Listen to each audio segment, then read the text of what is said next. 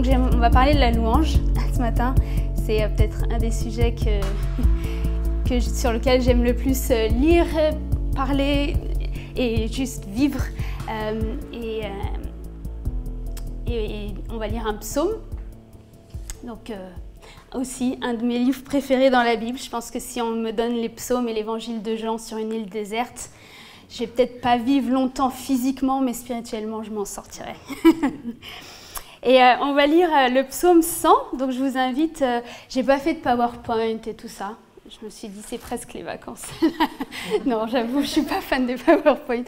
Mais je vous invite à sortir vos Bibles. Psaume 100. Je m'étais dit que j'allais faire une prédication sur un psaume pour la fin de cette année scolaire et aller dans une méditation. Et puis au final, ça s'est révélé être une prédication où c'est bien plus intense que ce que j'avais prévu. Donc, psaume 100. C'est bon, tout le monde là? Psaume de reconnaissance. Poussez des cris de joie en l'honneur de l'Éternel, habitant de toute la terre. Servez l'Éternel avec joie, venez avec allégresse en sa présence. Sachez que l'Éternel est Dieu, c'est lui qui nous a fait, et nous lui appartenons. Nous sommes son peuple, le troupeau dont il est le berger. Entrez dans ses portes avec reconnaissance, dans ses parvis avec des chants de louange. Célébrez-le, bénissez son nom. Car l'Éternel est bon, sa bonté dure éternellement, et sa fidélité de génération en génération. Amen. C'est un psaume très connu, très utilisé. Il y a beaucoup de chants qui ont été écrits sur ce psaume-là. Moi, je l'ai utilisé plein de fois avec des équipes de louanges pour juste avant les cultes et préparer tout le monde à entrer dans la présence de Dieu, à se souvenir qu'on n'est pas là juste pour chanter, mais qu'on est là pour louer Dieu. Donc, j'imagine que ce n'est pas la première fois que vous l'entendez. Et ce chant, commence par une inscription au début qui dit « psaume de reconnaissance » ou « pour la reconnaissance », pour dire merci. Et certains exégètes, théologiens, ils pensent que ce psaume pourrait avoir été utilisé lorsqu'il y avait des sacrifices de communion et de reconnaissance. Si vous lisez dans Lévitique, le peuple juif avait différents types de sacrifices à faire pour différents types de péchés. Il y avait différents animaux à amener ou des différentes offrandes. Et il y avait des sacrifices de reconnaissance. Et on peut imaginer, avec ce titre-là, que ce psaume était chanté pour accompagner ces rituels, ces sacrifices-là, pour remercier Dieu pour le salut qu'il offrait au moment de ces sacrifices d'animaux qui représentaient l'animal prenait le péché du peuple sur lui et le peuple était délivré de ses péchés et pouvait se présenter devant Dieu. On ne sait pas si c'est David qui l'a écrit, celui-là, si c'est Asaph ou si c'est encore un autre, c'est anonyme. Et ce psaume est divisé en deux parties. Vous avez d'un côté les versets 1 à 3, et puis de l'autre côté les versets 4 à 5. C'est pas très symétrique, désolé pour ceux qui aiment la symétrie. Et on imagine aussi que ce chant était chanté de façon question-réponse, antiphonique en fait. On avait un chœur d'un côté qui chantait les versets 1 à 3 en face d'un autre chœur qui répondait les versets 4 à 5 et comme ça ils se chantaient les uns aux autres.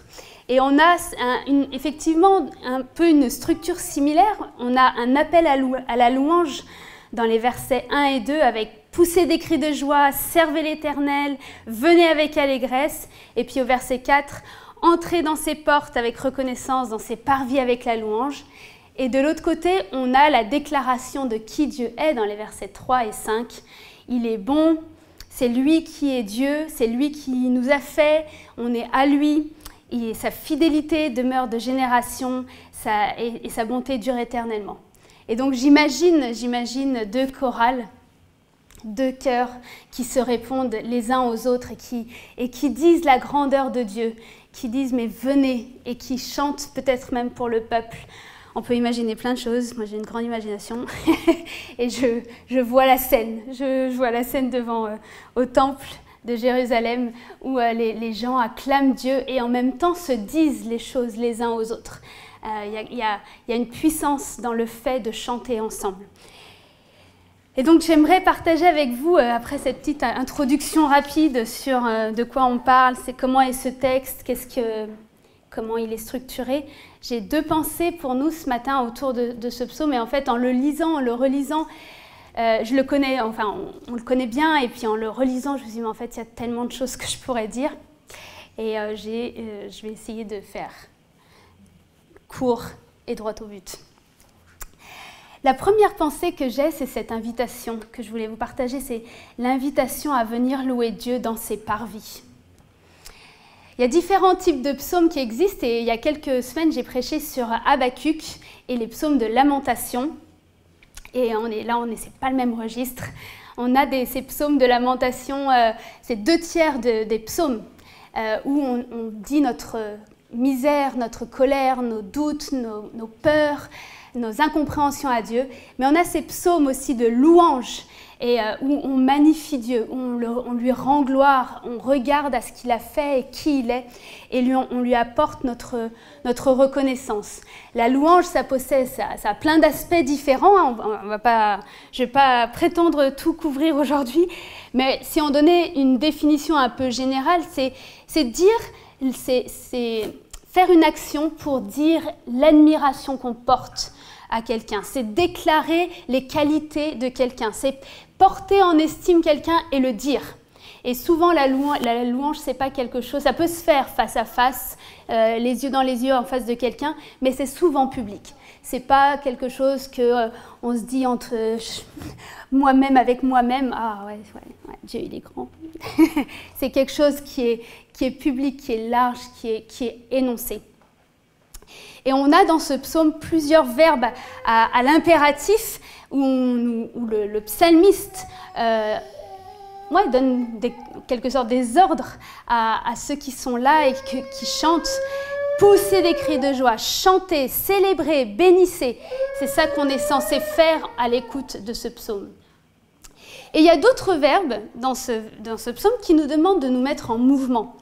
Venez avec allégresse, entrez dans ses parvis, entrez dans ses portes. Il y a quelque chose qui nous pousse à bouger. Et c'est intéressant de regarder à ces verbes-là parce que souvent quand on pense justement à la louange, on pense à nos bouches, on pense à l'action de chanter, peut-être de prier aussi. Souvent, c'est dit, mais ça peut être aussi intérieur. On pense à toutes ces choses-là.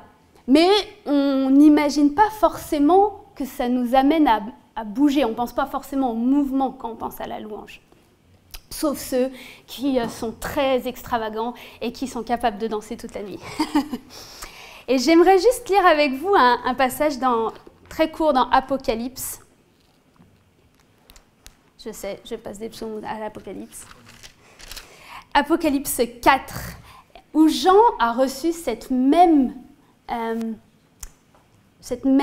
ordre. Après cela, donc en fait, on arrive, Apocalypse 4, verset 1. Et Jean, il a déjà eu une vision incroyable de Jésus. Si vous lisez le chapitre 1 d'Apocalypse, c'est juste sublime. Et ensuite, il a reçu toutes ces visions où il devait écrire des lettres pour les 7 églises. Donc, il y a déjà beaucoup de choses qui se sont passées avant le chapitre 4. Et donc, quand Jean écrit « après cela », c'est tout ça. Il a déjà vu Jésus dans sa gloire, il l'a déjà entendu, il a déjà écrit des lettres de ce que Jésus voulait dire aux églises. Après cela, je regardais et voici, une porte était ouverte dans le ciel. Donc Jean voit une vision, hein, tout ce qu'il a fait jusqu'à présent, c'était des visions qu'il a eues, et il voit une porte dans le ciel. La première voix que j'avais entendue me parler avec la force d'une trompette dit alors, « Monte ici, et je te ferai voir ce qui doit arriver par la suite. » Dieu dit à Jean de monter, donc cette action, ce mouvement qu'on a aussi dans le psaume, dans « entrer »,« venez »,« monte »,« viens », viens voir. Et Jean, il aurait pu rester, c'est pas comme s'il avait encore rien vu, rien entendu, rien discuté avec Jésus. Relisez chapitres 1 à 3 d'Apocalypse, c'est très dense, il y a beaucoup de choses. Et Jean aurait très bien pu rester à cet endroit-là. Il avait suffisamment de quoi méditer pour un moment avec tout ce qu'il avait vu. Et Dieu l'appelle à aller plus loin. Il lui demande de bouger de là où il a vu tout ça et de monter et de passer cette porte.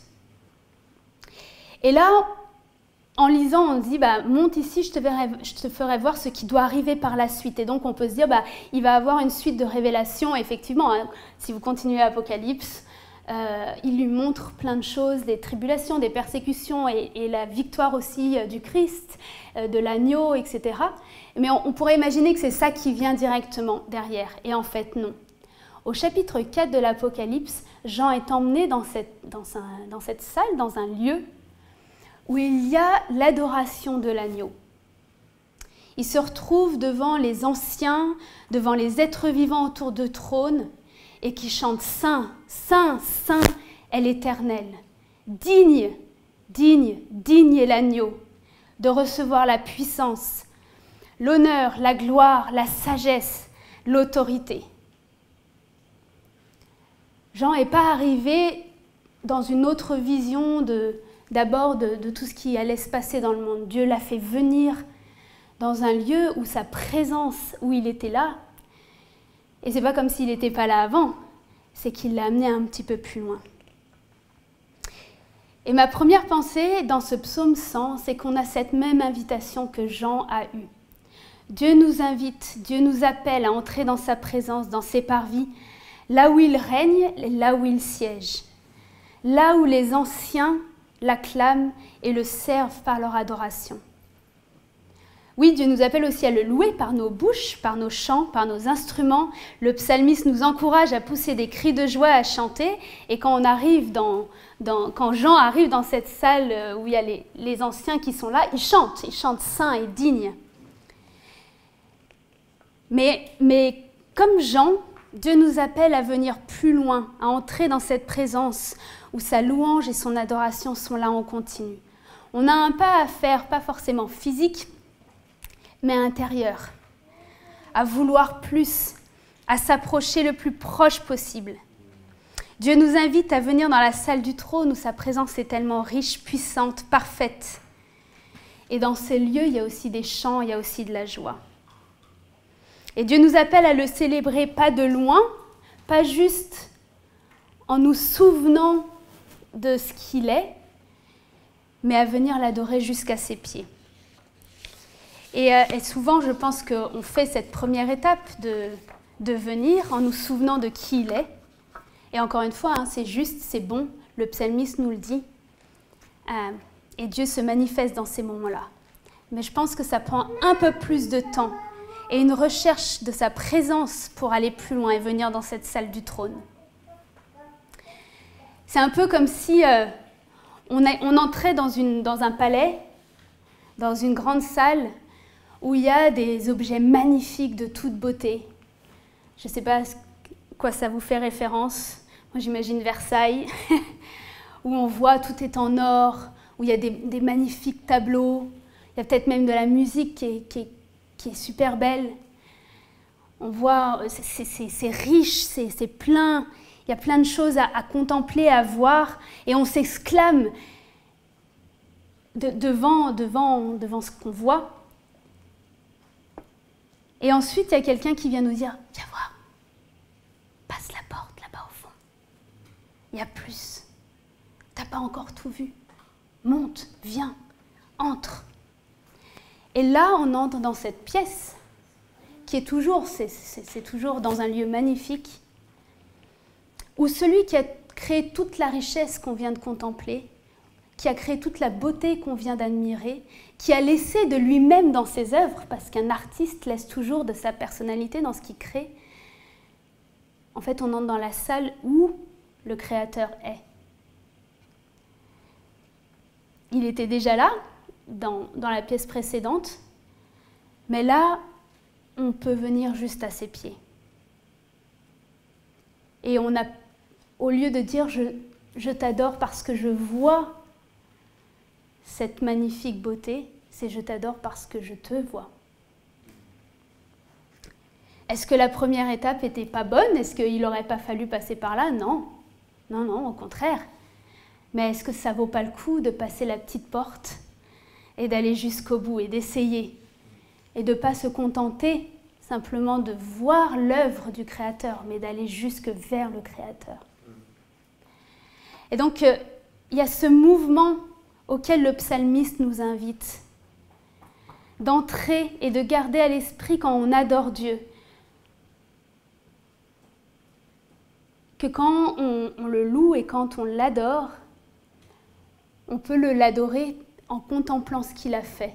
Mais ensuite, il nous invite à entrer plus loin, à entrer dans sa présence et à venir à ses pieds. Et ça peut paraître abstrait. Je suis bien consciente qu'en le disant, je ne peux pas vous dire exactement à quoi ça ressemble et comment ça se fait et jusqu'où on peut aller. Mais c'est la recherche de la présence de Dieu qui doit nous captiver. C'est ce désir profond de se dire « j'ai pas tout vu de Dieu et je veux plus de Dieu ». Et Jean aurait pu se satisfaire de ce qu'il avait vu. Et encore une fois, relisez Apocalypse 1. Moi, si je voyais Jésus comme Jean a vu Jésus à ce moment-là, je serais peut-être restée là. Parce que c'est incroyable. Il voit Jésus dans sa splendeur, dans sa victoire. C'est celui qu'on verra face à face au moment où il va revenir. Mais il l'emmène plus loin et il l'emmène dans ce lieu où la louange de Dieu est là en permanence. Et il dit, mais viens, entre dans ce chant, entre dans cette louange, entre dans cette adoration. Et Jean, et c'est un peu aussi ce que Ésaïe nous dit dans Ésaïe 6, quand il tombe à genoux et qu'il voit la gloire de Dieu et qu'il se sent pécheur, impur, pas digne d'être là. Et nous, par la grâce en Jésus, on peut rentrer sans crainte. Oui, on est pécheurs, mais on est des pécheurs pardonnés, pas sous la condamnation, qui pouvons aller jusqu'au trône de Dieu. Et donc, mon invitation pour nous, c'est de se dire que lorsqu'on est ensemble ou chez soi, prenons le temps de continuer à chercher la présence de Dieu et à ne pas nous satisfaire de ce qu'on a l'habitude de connaître. C'est peut-être pas facile, ça dérange peut-être nos habitudes. Il n'y a pas une carte toute tracée de se dire si je fais ça, c'est sûr que je vais rencontrer Dieu face à face. C'est difficile à expliquer, mais on voit le cœur du Père, on voit le cœur de Dieu qui nous dit « Viens ». Et moi, ma réponse personnelle, c'est « Ok, tout ce qu'il faut faire, je le ferai ». Et j'espère que c'est notre réponse. Et je prie que ce soit notre réponse en tant qu'Église. Oui, tout ce qu'il faut faire, on le fera pour passer cette porte, pour ne pas se satisfaire de ce qu'on connaît déjà et d'aller jusqu'au bout. Ça, c'était ma première pensée. Et j'espère que vous entendez mon cœur et que vous entendez aussi le cœur du psaume qui nous invite dans les parvis, dans le temple, dans la présence de Dieu. Et ensuite, on voit le psalmiste qui nous fait un peu une description de ce qu'est la louange. Et voilà ma deuxième pensée sur ce psaume. Qu'est-ce qu'on peut apprendre de la louange dans ce psaume? Et on voit que ce texte est marqué par le son qui est joyeux de la louange. Du début jusqu'à la fin, on a des mots qui évoquent ce qu'on entend, des cris de joie, de venir avec allégresse. J'ai regardé dans la Bible Chouraki, c'est marqué « Venez en face de lui dans la jubilation ». Plus personne n'utilise ce mot-là, mais voilà, quand on jubile de joie, quand il y a quelque chose au fond de nous, un peu comme des bulles qui sont là et ça remonte et ça sort. Venez avec des chants de louange, célébrez, bénissez. C'est quelque chose de très vocal, c'est pas quelque chose d'intérieur. Donc la louange, ce n'est pas une activité silencieuse, encore une fois. C'est chanter, c'est parler, c'est fort, c'est joyeux, ça s'entend. Je sais que c'est pour certains, c'est ah bon, il faut chanter fort. Et c'est une des raisons pourquoi on a ces temps de louange lors de nos cultes. La Bible parle des chants de louange, parle de la célébration, des cris de joie. Et donc, on essaie de mettre en pratique ce que la Bible nous dit de faire. Et je sais que ce n'est pas toujours facile en fonction de nos personnalités, ça nous parle plus ou moins. Tout de suite, on a un petit catalogue en tête. Je ne chante pas assez bien. À quoi ça sert de chanter puisque de toute façon, Dieu regarde au fond du cœur. C'est ça qui compte. Et puis les autres vont m'entendre. Ça, c'est une vraie question. Comment faire si les autres m'entendent? Je le sens pas trop aujourd'hui. Oh, je me sens pas prête à louer Dieu. Arrêtez-moi quand vous voulez, hein. Je fais une liste longue comme le bras. La vraie maturité, c'est ce qui se passe à l'intérieur. Celle-là, c'est une bonne aussi. La vraie maturité, c'est les gens qui sont calmes et silencieux intérieurs. Et alors en plus, cet été, on va parler des disciplines spirituelles, passer à l'aide du temps, dans l'écoute de Dieu, dans le silence. Donc je ne vais pas vous dire que écouter Dieu dans le silence, ce n'est pas une bonne chose et que ce n'est pas aussi une preuve de maturité de savoir s'arrêter et être dans le calme. Mais en fait, je ne suis pas sûre que ce soit l'un ou l'autre. Je pense que c'est l'un et l'autre.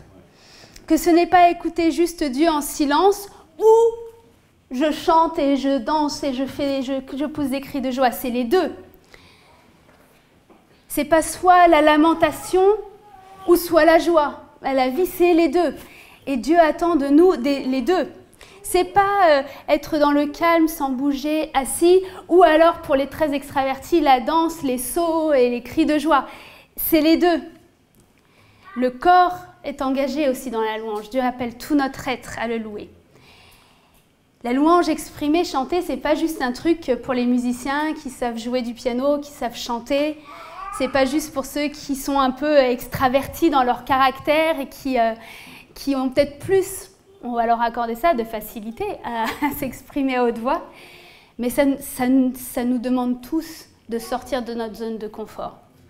Et peut-être que pour les extravertis, c'est passer du temps en silence, dans le calme, et s'asseoir devant Dieu, qui leur demande un petit peu plus de travail.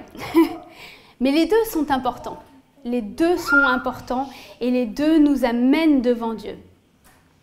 Et personnellement, moi, j'aime entendre les voix des gens dans les églises chanter. J'ai dirigé des chorales, souvent d'enfants et de jeunes, et j'aime entendre le son d'un ensemble de voix. Ça crée un ensemble, ça donne une unité. Le son nous lie les uns aux autres. Les paroles qui sont dites nous engagent dans la même direction. Et dans une chorale, le but, c'est pas d'entendre plus l'un ou l'autre, c'est de devenir une seule voix, tous ensemble, qui allons dans la même direction, qui chantons la même chose. Et alors, encore une fois, certaines cultures, peut-être, nous, notre culture française, on est plutôt à beaucoup se poser des questions, à réfléchir très longuement avant de se mettre à l'action, à voir tout ce qui pourrait être à l'encontre de ça, avant de s'y mettre. Mais je pense qu'il faut dépasser ce qui est acceptable ou non acceptable par nos cultures respectives, parce que derrière nos chants, nos cris et nos applaudissements se cache un enjeu qui est plus grand. C'est pas simplement faire de la musique, sinon on va à un concert. Et on a des bons musiciens pour faire ça. Faire résonner notre louange, c'est une prise de position. Et quand on regarde aux mots du psaume, un peu plus près, on s'aperçoit que certains ont des sens très forts. Ce qu'on traduit par pousser des cris de joie, c'est pas juste « youhou » en passant « yahou ». C'est un mot qui est souvent repris lors de récits de guerre dans la Bible. Le mot en soi veut dire faire du bruit. Et ensuite, c'est soit des cris de joie, de victoire, de triomphe, de plainte, une alarme aussi quand il y a une bataille qui se met en route. Ce mot est utilisé par exemple dans Josué 6, avec la fameuse histoire de la muraille de Jéricho qui tombe et Josué qui dit au peuple de ne pas crier tant qu'il ne leur aura pas dit, mais qu'au moment où ce sera le bon moment, il faudra pousser des cris de joie. Et alors là, ils y sont allés de tout leur cœur avec les trompettes. Et ils ont poussé des cris de joie. On trouve ça aussi dans les histoires avec Samson, dans Juge et à d'autres endroits. Et en fait, ils ne se sont pas dérobés. Quand ils ont tourné autour de Jéricho et que Josué leur a dit « c'est le moment », ils n'ont pas dit Wouhou, allons-y. Ils y ont donné toute leur force parce qu'ils étaient déterminés à conquérir la ville. Et est-ce que Dieu aurait pu leur donner la ville sans ça? Oui, je pense que oui. Dieu est tout-puissant. Un mur de pierre, il peut le détruire sans problème, sans avoir besoin que des gens se mettent à crier et à sonner de la trompette. Mais Dieu a appris au peuple et aux habitants de Jéricho tellement de choses. Et une des choses qu'ils ont appris dans ces moments-là, c'est que pour conquérir cette ville, il fallait un engagement total et une obéissance totale à ce que Dieu leur demandait de faire. Et donc dans le contexte de notre psaume, le psalmiste donne un ordre: criez de joie pour l'Éternel, vous tous habitants de la terre. C'est un impératif, nos cris de joie sont en l'honneur de Dieu. Et c'est donc ce même terme quand Josué a pris Jéricho par exemple. Alors pourquoi dans la louange, nous on n'est pas en train d'essayer de démolir des murs, a priori, on veut rester dans notre auditorium. Pourquoi on devrait avoir des temps où on pousse des cris de joie? Déjà chanter pour certains d'entre nous, c'est pas toujours facile, mais alors applaudir, crier de joie et autres manifestations extériorisées, est-ce que c'est encore valide? Est-ce que c'est pas une de ces choses dans la Bible culturelle qui appartenait à un certain peuple et qui est plus valide pour nous? Il n'y a pas une seule réponse et je ne vais pas donner toute la réponse, mais une des choses que j'aimerais dire à ce sujet-là, c'est en lisant le verset 3. Sachez que l'Éternel est Dieu, c'est lui qui nous a fait et nous lui appartenons, nous sommes son peuple, le troupeau dont il est le berger. J'ai toujours trouvé ce verset magnifique. Dieu est Dieu, on est à lui, il est à nous, il prend soin de nous, c'est notre berger. Et tout ça, c'est là dans le texte. J'aurais pu faire une prédication sur ce verset-là en parlant de Dieu comme notre berger. Mais en relisant lentement ce verset si bien connu, en fait, il y a une revendication très forte qui se trouve là. L'Éternel, Yahweh, celui qui a délivré le peuple hébreu d'Égypte, celui qui s'est révélé, celui qui a triomphé des dieux égyptiens, celui qui s'est fait connaître, c'est celui-là qui est Dieu. Donc en disant ça, ce que le psalmiste n'a pas écrit, mais la contrepartie qui est sous-entendue, c'est « Sachez que l'Éternel est Dieu et que tous les autres qui prétendent l'être ne le sont pas. » Et ça, c'est hyper polémique. C'est une affirmation d'exclusivité. Et rien que de le dire, j'imagine tous ceux qui pourraient déjà venir en me disant « mais comment oses-tu dire une chose pareille ?» Déjà à l'époque, c'était controversé. Pensez quelques siècles plus tard, quand les 3 amis de Daniel se retrouvent devant ce roi et la fournaise, et qui disent « ok » à la fournaise, parce que pour eux, il n'y a qu'un seul vrai Dieu, et qui ne vont pas s'agenouiller devant une autre idole. Si vous lisez dans Jean 14, 6, Jésus a une discussion avec ses disciples, et il dit cette phrase que nous, on sort très facilement, mais qui au final est du même acabit. C'est moi qui suis le chemin, c'est moi qui suis la vérité, et c'est moi qui suis la vie. On ne vient au Père qu'en passant par moi. Il y a un seul chemin pour connaître Dieu, et c'est Jésus. Si ça ne s'appelle pas exclusif, je ne sais pas ce que c'est. Et c'est la même affirmation qu'on a dans le psaume. Il n'y a qu'un seul chemin, il n'y a qu'un seul Dieu, il n'y a qu'une seule vérité, et il n'y a qu'une seule vraie vie. Et c'est extrêmement puissant. Paul le dira de nouveau plus tard dans Timothée. En effet, il y a un seul Dieu, et il y a aussi un seul médiateur entre Dieu et les hommes, un homme, Jésus-Christ, qui s'est donné lui-même en rançon pour tous. Donc on voit dans l'ensemble de la Bible qu'il y a cette affirmation que le Dieu qui se révèle dans la Bible est le seul vrai Dieu, et qu'il n'y en a pas d'autre. Et donc, de nos jours, dire ça, autant vous dire que c'est tout aussi controversé qu'à l'époque. Et dans le verset 1, le psalmiste dit « Poussez des cris de joie à l'honneur de l'Éternel, habitant de toute la terre ». Donc en plus, le Dieu qui se révèle, il ne parle pas juste à un peuple, il parle à toute la terre. Il est le Dieu qui détrône toutes les puissances, toutes les autorités, toutes les autres déités qui voudraient prendre sa place. Il est l'unique. Et donc la louange est une prise de position quand on loue Dieu. On prend une position qui demande un engagement total de notre personne. La louange, bien sûr, nous permet de dire qui est Dieu, il est bon, il est fidèle, il nous aime, etc. On déclare toutes ces choses. Mais en plus de cela, nous annonçons des vérités bien précises. Et la louange peut être un acte qui fait polémique. Cela confronte les autres dieux qui voudraient notre attention, qui voudraient notre adoration, qui voudraient notre vie. Offrir la louange à Dieu signifie normalement qu'on ne l'offre pas à quelqu'un d'autre.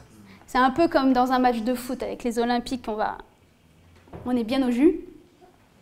Quand vous soutenez une équipe, vous applaudissez pas en même temps pour l'autre, techniquement. Sinon, vous êtes un supporter moyen. Si j'applaudis pour les deux équipes en même temps, mon engagement, il n'est pas complètement total. Le soutien de mon équipe se dit, bah oui, mais en même temps, tu applaudis les autres. Donc, bon, est-ce que tu nous soutiens réellement? Est-ce que tu es derrière nous réellement? J'en sais rien. Et bien, c'est un peu la même chose. Lorsqu'on loue Dieu, on doit se rappeler qu'il est l'unique, qu'il n'y en a pas d'autre. Et aussi, demander à Dieu peut-être de nous montrer dans nos cœurs, peut-être des idoles qu'on a et qui voudraient avoir de la place en nous.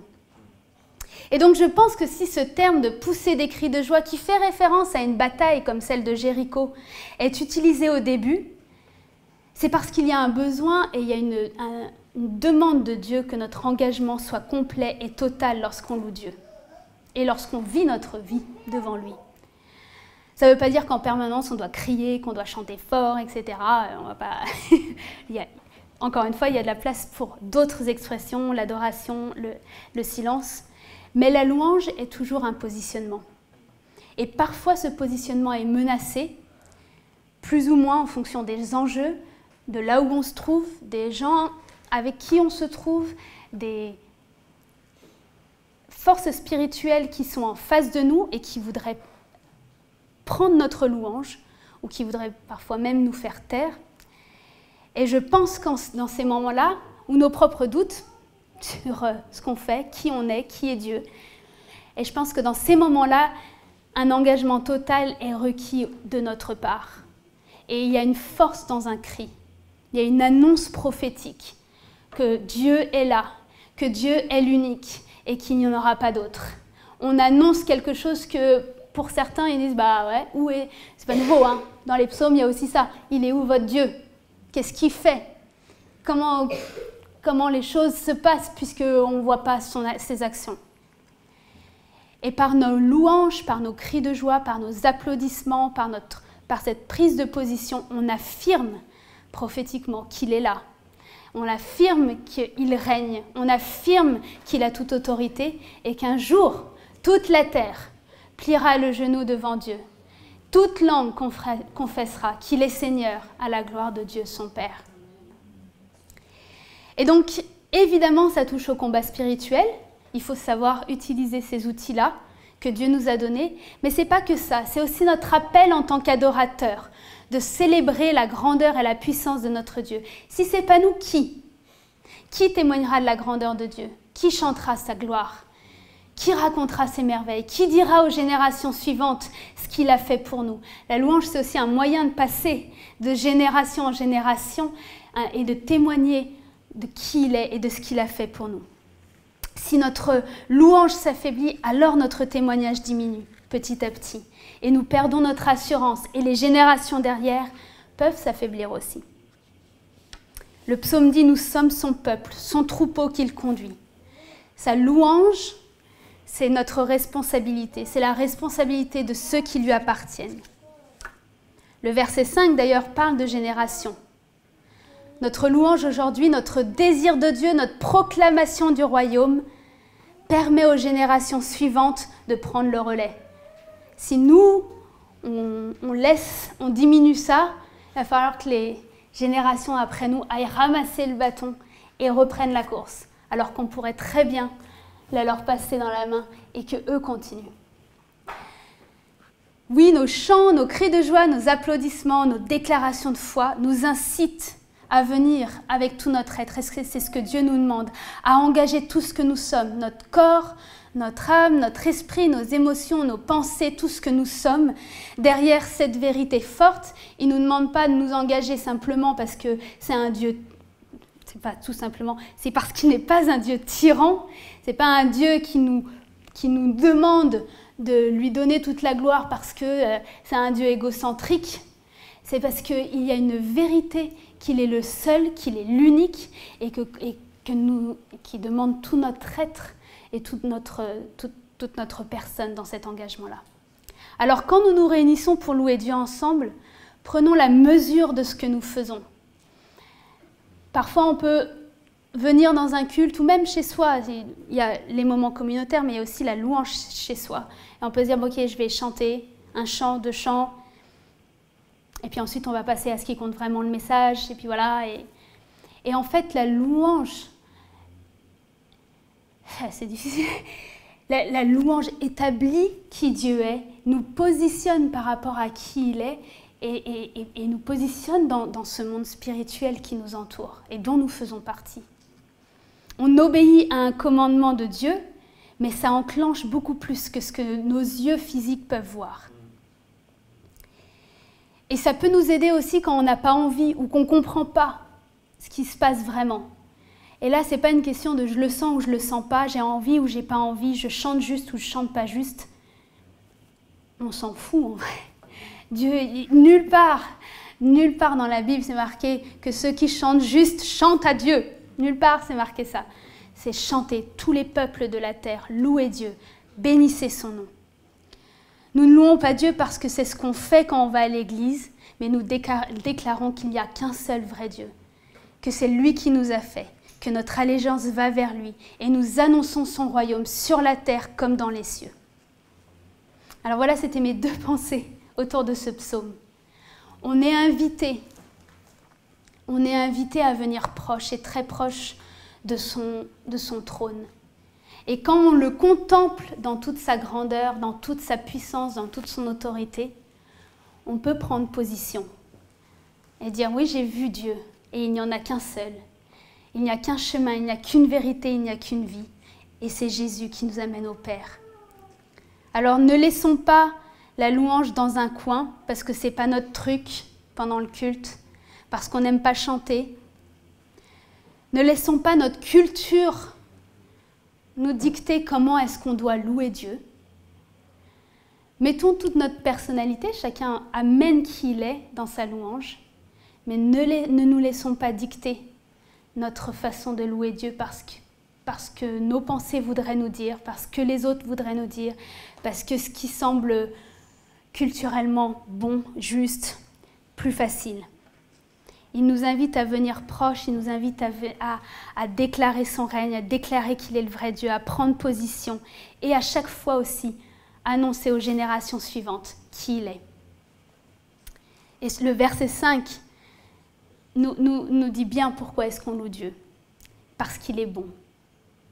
On n'adore pas un Dieu tyran, encore une fois. On adore un Dieu qui est bon. Sa bonté dure éternellement, sa fidélité de génération en génération. Et donc on voulait prendre sur la fin de ce culte encore un petit temps de louange, parce que ça faisait bizarre de parler sur la louange et pas louer Dieu.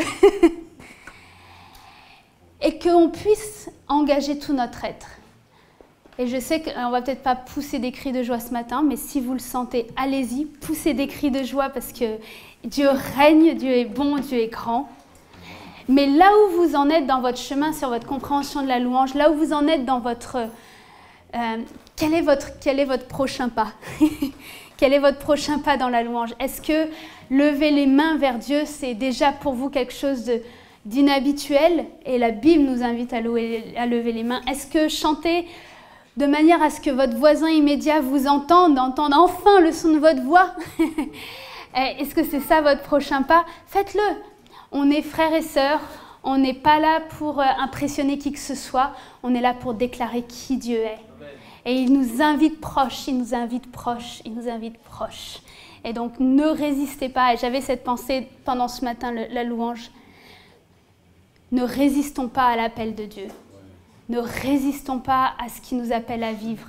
Que ce soit maintenant et pendant toutes nos vacances, où qu'on se trouve, dans différentes églises, ou chez nous, en famille, avec des amis, ne résistons pas à ce que Dieu nous appelle à faire et Dieu nous appelle à être. On est des adorateurs et il nous appelle à sa suite. Je m'arrête là. Donc, je vous invite, on va se lever. Voilà, sur nos pieds. Et on va louer Dieu ensemble encore un moment avant de se quitter. Voilà, tu as le temps de chercher ton son.